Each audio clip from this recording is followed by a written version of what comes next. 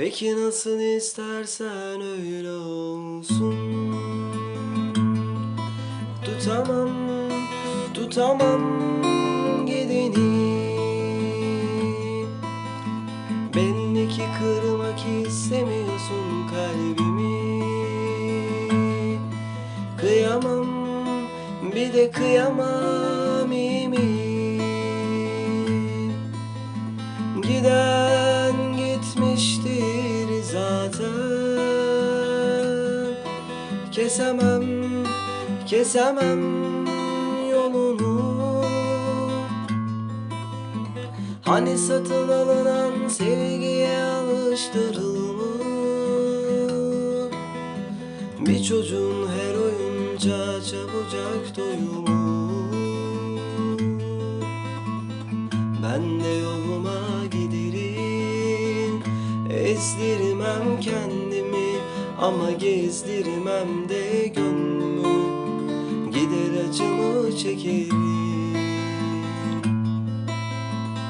Ben de yoluma giderim, ezdirmem kendimi ama gezdirmem de gönlümü.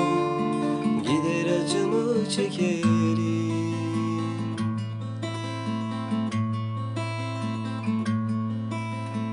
Beni özle isterim, beni çok özle.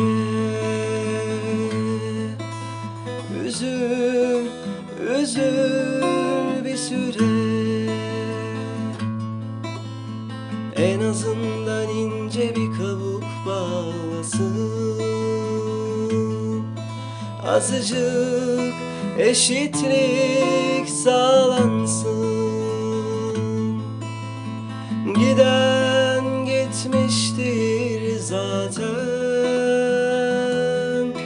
Kesemem, kesemem yolunu.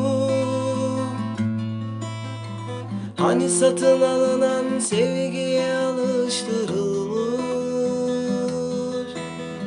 bir çocuğun her oyuncağa çabucak doyumu. Ben de yoluma giderim, ezdirmem kendimi ama gezdirmem de gönlümü. Gider acımı çekerim. Ben de yoluma giderim, ezdirmem kendimi ama gezdirmem de gönlümü. Gider acımı çekerim.